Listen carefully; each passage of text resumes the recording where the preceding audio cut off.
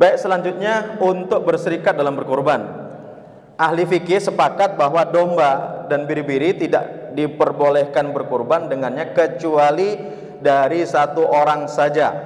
Kambing hanya untuk satu orang maksimal, tapi boleh diniatkan untuk anggota keluarganya meskipun jumlahnya banyak. Ibu beli satu kambing, niatkan untuk keluarga yang jumlahnya ada 10, tidak masalah. Tapi yang membeli harus satu orang. Kedua, onta dan sapi boleh bagi 7 orang untuk berserikat berkorban dengannya. Sapi maksimal 7, kalau onta maksimal 10 orang.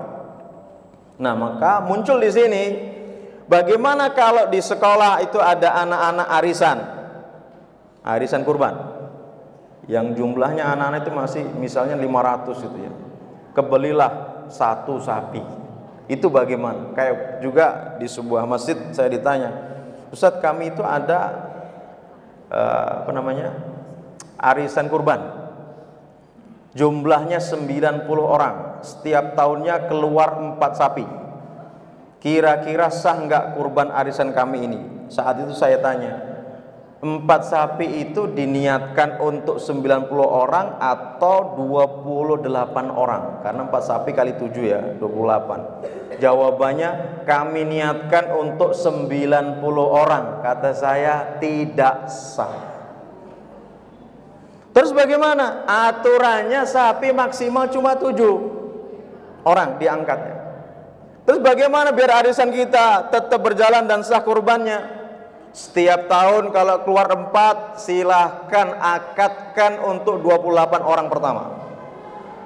Tahun besok keluar 4 sapi lagi, akadkan untuk 28 orang kedua. Terus seperti itu. Jangan sampai merubah aturan. Karena dalam berkurban ini ada aturannya yang nggak boleh kita langgar. Contoh akikoh. Akikoh itu dengan kambing, ibu sekalian. Ustaz, saya kaya masa akikoh sama kambing? Kalau saya nyembelih sapi nggak boleh, karena akikoh itu harus kambing. Ustaz, saya nggak punya duit, bagaimana akikoh pakai kaki 2 ayam? Itu bukan akikoh, itu namanya ingkung. Udah. Apalagi ada lagi, Ustaz, saya nggak punya apa-apa. Jangankan gitu ya, kambing, ayam nggak kebeli. Kalau pakai telur dibelah 8 bagaimana? Itu bukan akikoh, itu namanya among-among. Udah, berarti yang pakai telur nggak sah, berarti ibu belum diakikohi, gitu kan? Apalagi pakai ayam nggak sah. Meskipun pakai sapi pun nggak sah, harus pakai kambing. Laki-laki 2 kambing, kalau perempuan 1 kambing. Kalau nggak laki dan nggak perempuan, nah itu susah. Jadi ada lahir itu dengan kelamin ganda. Terus bagaimana? Akikahnya gimana? Kalau dalam pembahasan fikih begini, dari 2 alat itu mana yang dipakai untuk kencing? Kalau yang lakinya berarti itu laki-laki, yang perempuannya dihilangkan. Pertanyaannya lagi, jika sama-sama keluar, kok malah ketawa ya? Saya udah nahan ketawa, Mas Romo, ini malah ketawa lagi. Kalau sama-sama keluar, maka dilihat mana yang paling banyak keluar air kencingnya itu. Jika juga nggak bisa, maka ditunggu nanti sampai usia balik. Kira-kira yang lebih menonjol dari tubuhnya itu yang mana, gitu kan? Laki-laki kah apa perempuan? Kalau laki-laki jelas, mungkin bulu kumis lah misalnya kelihatan gitu. Kalau perempuan juga jelas. Nah, dari situ nanti bisa dihukumi setelah balik itu apakah dia laki-laki, apakah dia perempuan. Nah, mungkin yang akan bermasalahnya yaitu ketika akikohnya. Lahir itu kan akikoh sunnahnya hari ke-7. Kalau tidak mampu hari ke-14. Kalau lewat lagi hari ke-21, kan begitu. Ini afdolnya waktu akikoh yang disampaikan Nabi kepada kita. Kalau lebih daripada itu kan sudah nggak utama sebenarnya kan. Meskipun tetap boleh, para ulama tetap membolehkan, tapi ya yang utama 7, 14, 21. Nah, kalau harus nunggu balik kan luar biasa tuh. Kan begitu. Apakah ini laki, apakah perempuan? Maka solusinya sudah sembelihlah hakikatnya anak ini laki-laki. Dua orang, meskipun dia perempuan tetap terwakili, mudah-mudahan dengan akikoh yang disembelih saat itu. Nah, jadi yang untuk arisan tetap harus mengikuti kaidah dalam kurban. Nggak boleh yang penting bareng-bareng.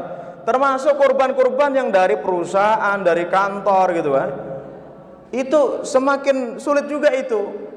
Karena begini, ini dari perusahaan ini mengeluarkan satu sapi, dikurbankan di masjid kita misalnya.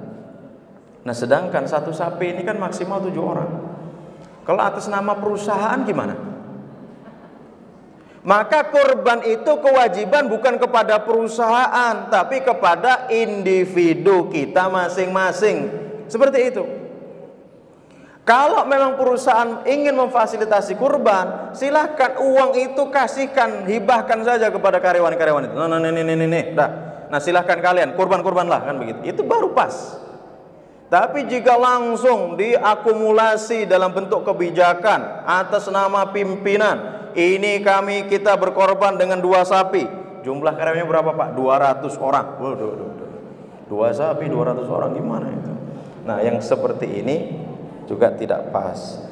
Nah, maka yang statusnya guru ketika mungkin di sekolah mau mengadakan itu arisan kurban atau iuran kurban itu ya, itu kalau bisa jangan menggunakan kurban gitu kan, karena kurban terkait dengan aturan. Silahkan untuk pembelian mushaf atau mungkin pembelian sajadah masjid atau mungkin apa yang lainnya lah, yang intinya itu tidak terbentur dengan aturan-aturan di dalam Islam. Boleh kita mengajarkan kebaikan, tapi kita juga harus pahamkan bahwa itu ada aturannya. Baik, ini terkait berserikat dalam berkurban. Ini dalilnya,